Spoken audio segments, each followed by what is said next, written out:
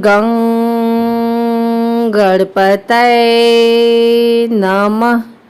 आइए सुनते हैं आज गणेश चतुर्थी पर विनायक जी की यह कहानी।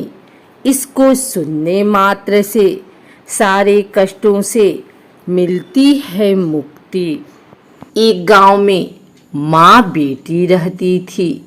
एक दिन वह अपनी माँ से कहने लगी कि गांव के सब लोग गणेश मेला देखने जा रहे हैं, मैं भी मेला देखने जाऊंगी। माँ ने कहा कि वहाँ बहुत भीड़ होगी, कहीं गिर जाओगी तो चोट लगेगी। लड़की ने माँ की बात नहीं सुनी और मेला देखने चल पड़ी। माँ ने जाने से पहले बेटी को 2 लड्डू दिए और 1 घंटी में पानी दिया। माँ ने कहा कि 1 लड्डू तो गणेश जी को खिला देना और थोड़ा पानी पिला देना, दूसरा लड्डू तुम खा लेना और बचा पानी पी लेना। लड़की मेले में चली गई। मेला खत्म होने पर सभी गांव वाले वापिस आ गए, लेकिन लड़की वापस नहीं आई। लड़की मेले में गणेश जी के पास बैठ गई और कहने लगी कि 1 लड्डू और पानी गणेश जी तुम्हारे लिए और 1 लड्डू और बाकी बचा पानी मेरे लिए। इस तरह कहते कहते सारी रात बीत गई। गणेश जी यह देखकर सोचने लगे कि अगर मैंने यह 1 लड्डू और पानी नहीं पिया तो यह अपने घर नहीं जाएगी। यह सोचकर गणेश जी एक लड़के के वेश में आए और उससे 1 लड्डू लेकर खा लिया और साथ ही थोड़ा पानी भी पी लिया। फिर वह कहने लगे कि मांगो, तुम क्या मांगती हो। लड़की मन में सोचने लगी कि क्या मांगूं, अन्न मांगूं या धन मांगूं, या अपने लिए अच्छा वर मांगूं, या खेत मांगूं या महल मांगूं। वह मन में सोच रही थी तो गणेश जी उसके मन की बात को जान गए। वह लड़की से बोले कि तुम अपने घर जाओ और तुमने जो भी मन में सोचा है वह सब तुम्हें मिलेगा। लड़की घर पहुंची तो माँ ने पूछा कि इतनी देर कैसे हो गई। बेटी ने कहा कि आपने जैसा कहा था मैंने वैसा ही किया है और देखते ही देखते जो भी लड़की ने सोचा था वह सब कुछ हो गया। तो यह रही विनायक जी की कहानी।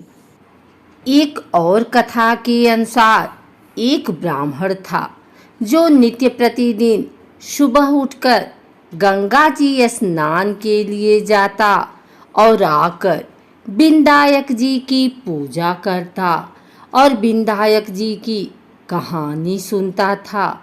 उसकी पत्नी को पूजा करना अच्छा नहीं लगता था और वह गुस्सा हो जाती थी। कहती थी कि सुबह पहले पूजा करने के लिए बैठ जाते हो, मैं झाड़ू निकालती हूँ, घर का काम करती हूँ, तुम्हें कोई काम नहीं है क्या। ब्राह्मण उसकी बात को सुनता ही नहीं था। एक दिन ब्राह्मण गंगा जी नहाने के लिए चला गया और पीछे से ब्राह्मणी ने विनायक जी को छुपा कर रख दिया। वापस आकर ब्राह्मण ने कहा कि विनायक जी की मूर्ति कहाँ गई। तो ब्राह्मणी बोली कि मुझे तो नहीं पता कहाँ गई। ब्राह्मण ने खाना नहीं खाया और पानी भी नहीं पिया। राम ने कहा कि जब तक मैं विनायक जी की पूजा नहीं कर लेता तब तक अन्न जल का ग्रहण नहीं कर सकता। मैं तो विनायक जी की पूजा करने के बाद ही अन्न जल ग्रहण करूँगा। ब्राह्मणी ने ब्राह्मण को बहुत समझाया कि खाना खा लो, लेकिन उसने नहीं खाया। दोनों को लड़ते झगड़ते देखकर विनायक जी की मूर्ति हंसने लगी। तब ब्राह्मणी गुस्से में आकर बोली कि मूर्ति वहाँ रखी है। उसके बाद ब्राह्मण ने विनायक जी की पूजा अर्चना की। तब अचानक ही विनायक जी की मूर्ति बोल उठी कि तुझे मेरी सेवा करते हुए बहुत दिन हो गए, कुछ मांग। ब्राह्मण बोला कि अन्न मांगू, धन मांगू, जितना दुनिया में सुख है वह सब मांगू। तब विनायक जी ने सारा सुख, धन, अन्न सब ब्राह्मण को दे दिया। ब्राह्मण मूर्ति को मंदिर में रखकर पूजा अर्चना करने लगा। ब्राह्मणी को इतना अन्न धन मिलने से उसकी भी पूजा करने की श्रद्धा जाग उठी और वह भी ब्राह्मण को बोलकर मूर्ति घर में रखवाई और खूब प्रेम से पूजा करने लगी। हे विनायक जी महाराज, जैसा ब्राह्मण को सुख दिया वैसा सबको देना। विनायक जी की कहानी सुनने वाले को, विनायक जी की कहानी कहने वाले को, हुंकार भरने वाले को और पूरे परिवार को देना। तो बोलो गजानन महाराज की जय, विनायक जी महाराज की जय।